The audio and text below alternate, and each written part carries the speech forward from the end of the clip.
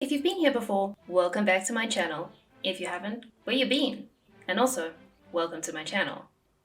Come on, you can come up. So this video is going to be about framing your shots. It's kind of a follow-on from a previous video that I did, which is about storyboarding. It's actually the last video that I did. So you can check that one out. I'll obviously link to it in whichever corner it shows up in.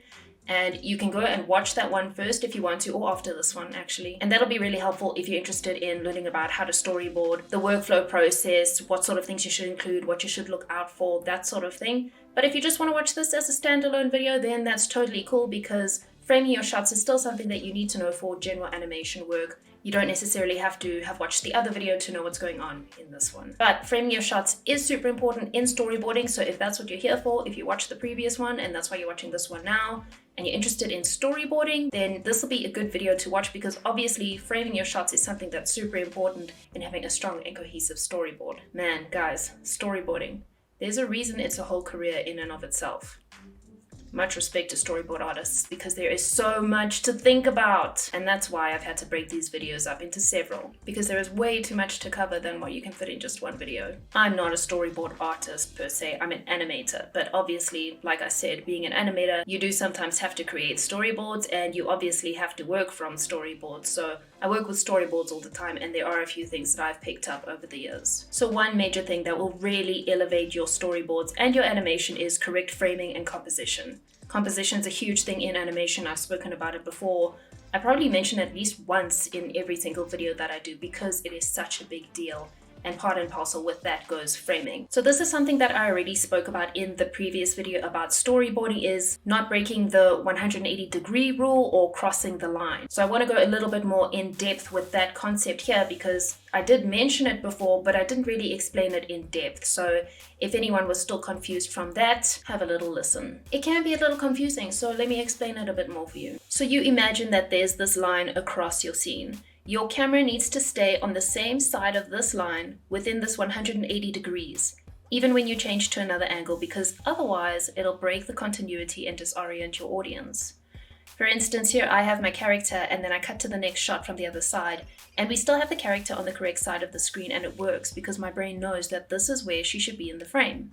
But if I break the line and put the camera here, it looks like she's changed sides and going in the other direction, and that's confusing to the viewer. Subconsciously, they know which side of the frame the person is on, or where they started on. So if you break the line and swap that, it's going to be confusing to them, it's going to disorient them, and it's going to break the flow of your shot. So hopefully you guys know now what crossing the line means, and you know to look out for that in your shots and make sure that you're not doing that in your animation work. So now let's look at framing. Framing. How do they do that? Framing. Let's look at framing and what you should look for in the composition of your shots. Everything in your shot is important, not just the characters. The environment, the scenery, it all gives really important contextual clues for the storyline and for what's happening with your characters. Things like time of day, mood, ambience, that sort of thing is really important. And the stuff in the environment also helps to lead your eye to the focal point. And it can either interfere with the focal point and what you're meant to be focusing on, or it can enhance it and make sure that it's really easy to read. The balance of your environment and its elements in relation to your character are really important. There's a lot to think about in terms of the layout and framing of your shots. You might know about the rule of thirds, which is if you divide your frame up into 3 blocks across and 3 down, so it ends up being 9 equal-sized boxes. The focal point should usually be at one of these points or along one of these vertical lines, and that's what most shots will default to in their composition, because it easily gives you a more pleasing and balanced composition. If you have a character, for instance, and you want their face to be the focal point, you'll have their eyes here where these lines intersect. The same rule applies for landscape shots. If the horizon of the landscape is cutting right across the frame, it's boring, it's amateurish. But if you move that horizon line up or down, it's a lot more interesting.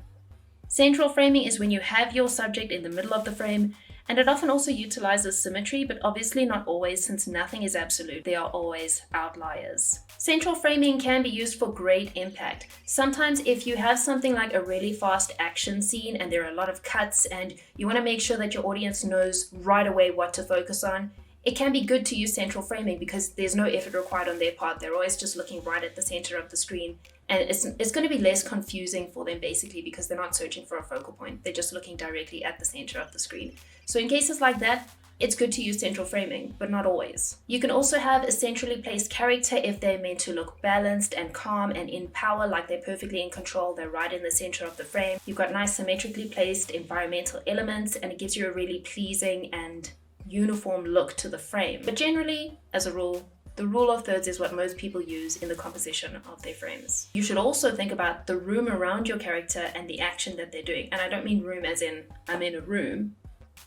I don't mean room like I'm in a room. I mean negative space, the room around them and the edge of the frame. These concepts are called headroom and lead room or nose room. Lead room and nose room are interchangeable terms. Headroom, I think you can guess what it means. It's the room around the person's head. If you have somebody, like I am now, in the frame talking to you, you don't want to have their head right flush against the edge of the frame, because that's just going to look awkward and uncomfortable. But you also don't want too much space around their head and the top of the frame. Again, because it just looks awkward, and then you've got this bunch of dead space above them. Just be reasonable, use common sense. Obviously, if it's an extreme close-up, if there's one feature that you're focusing on and it's really tight on them, then their head will be cut off and they won't have much headroom because of that precise type of shot. But generally, for a looser shot, be aware of the headroom. Don't have too much, don't have too little, just have a reasonable amount. Lead room or nose room is basically the negative space for your character to look into and do their action towards. So if you've got a character and they're in 1/3 of the frame and they're facing away from the majority of the space, it looks really cut off, it looks claustrophobic, and you might be going for that sort of vibe. But generally, you'll have them looking into the negative space that's around them, the room that they have to breathe and to lead into. So traditionally, you'd have 1/3 of the space behind them and 2/3 of the space for them to look into. Here you have your character on the right-hand side of the frame looking towards the left-hand side of the frame. We've got all this negative space here for them to look into. And if in the next shot, the person who's looking at is here on the left-hand side of the frame, the viewer's brain subconsciously merges the two scenes together and it'll be nice and comfortably spaced. You can also have the lead room up or down or vertically and diagonally. If your character is talking or looking to one side and then turns to the other side, the camera should follow to maintain that lead room, otherwise they end up feeling cut off. Likewise, if your character is looking towards the camera and then looks up, the camera will move up to give them that lead room and not have the shot feel stagnant. The next thing I want to talk about is entering and exiting your shot and the direction of your character's movement.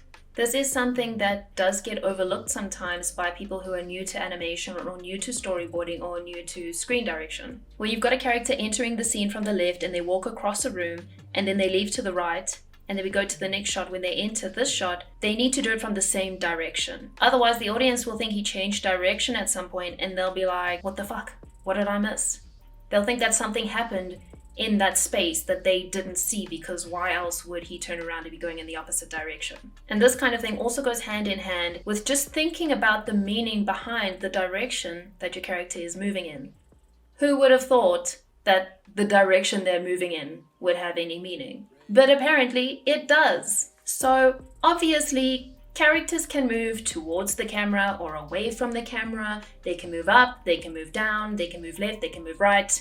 Whatever, there's a lot of places that your character can move in your shot. Moving towards the camera makes you feel like the character is dominant, they're confident because they're coming right towards you, whereas moving away from the camera makes them feel submissive or passive or weaker. Now, lateral movement, which is moving left or right to left, sideways basically, is equally as important with what it tells your audience, the subtext of it, what it makes them feel subconsciously about the character. In Western culture, we process things from left to right. We read from left to right. The movement of our eyes, intuitively, we start at the left and we go to the right. So we see movements from left to right as progressive, as positive things, whereas any movements from right to left we see as regressive, we see as negative.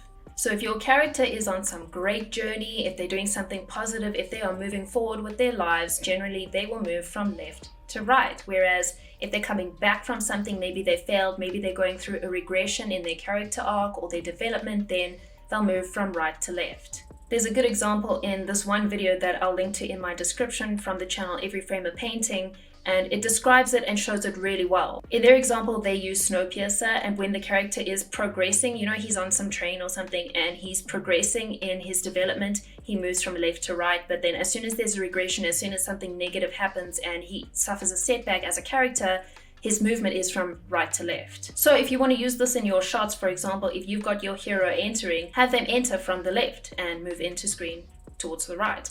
And if you've got your villain coming into the scene, have them come on from the right and move into the left. It's so important in animation and of course storyboarding, because that's the first step in your animation, to think about things that are not just in front of you visually, the straightforward, obvious things. You need to be thinking about the subtext of your shots and what your audience is going to be subconsciously feeling, because that's really important in creating an emotional connection with your audience. It's not just about what you see, because you can see something that's beautifully animated and you can feel nothing for it because there's no subtext, no thought has been put into that. So just remember when you're working to think about the subtext of your shot and what you want your audience to be getting from it subconsciously as well as consciously.